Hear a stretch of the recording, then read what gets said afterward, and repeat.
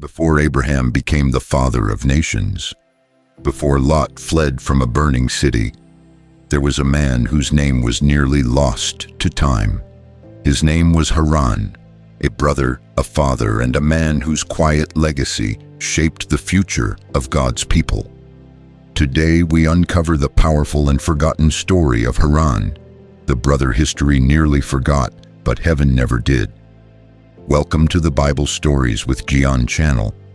Long ago, in the land of Ur of the Chaldeans, a man named Terah had 3 sons, Abram, Nahor, and Haran.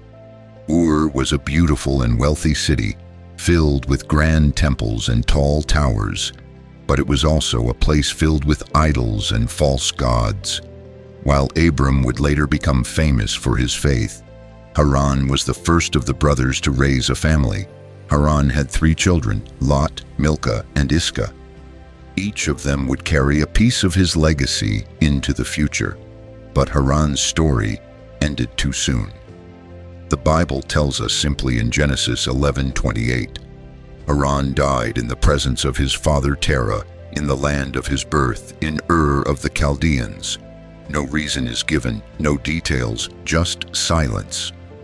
But sometimes in the quiet places of the Bible, great truths are waiting to be discovered. Though Haran died young, his children would shape history. His son Lot traveled with Abram when God called him to leave Ur. Lot would later become the ancestor of 2 nations, the Moabites and the Ammonites. Milcah, Haran's daughter, married her uncle Nahor. While strange to us today, such marriages were common back then, meant to keep families strong and united. From Milcah came a son named Bethuel, and from Bethuel came Rebekah, the woman who would marry Isaac, the son of Abraham.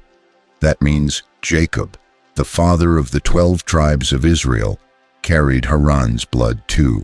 Even Iscah, though only briefly mentioned, holds mystery. Some Jewish traditions say she might have been Sarai, later known as Sarah, Abraham's wife. If true, Haran's daughter became the mother of the nation of Israel. Haran's life was short, but his family became part of the very roots of God's chosen people. But what happened to Haran? Why did he die so young? There's a powerful old tradition in the book of Jubilees, an ancient Jewish text. It says that Abram, heartbroken by the idol worship in Ur, set fire to a pagan temple to show the people the truth. Haran, torn between loyalty to his brother and fear of change, hesitated. In a tragic moment, he was caught in the flames and died.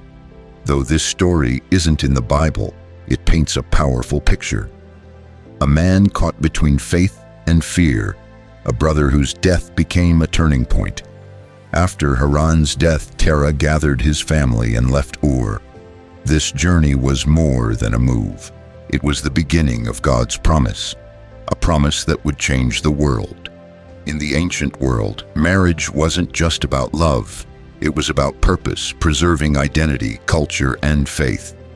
Abraham married Sarai, his half-sister. Nahor married Milcah, his niece. These unions were intentional. They kept the family's faith strong in a world filled with foreign gods.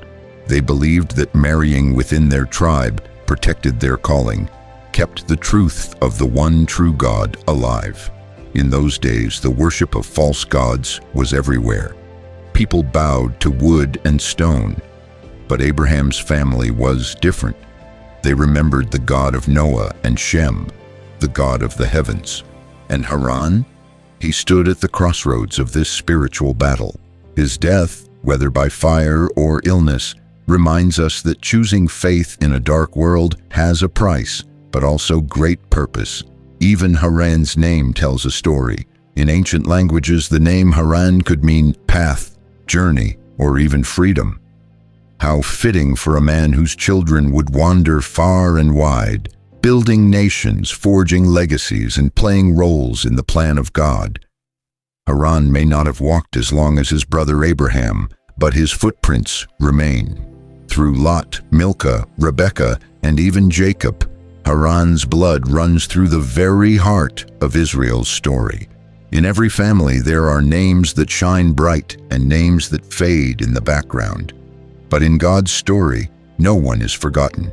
Not Haran, not you.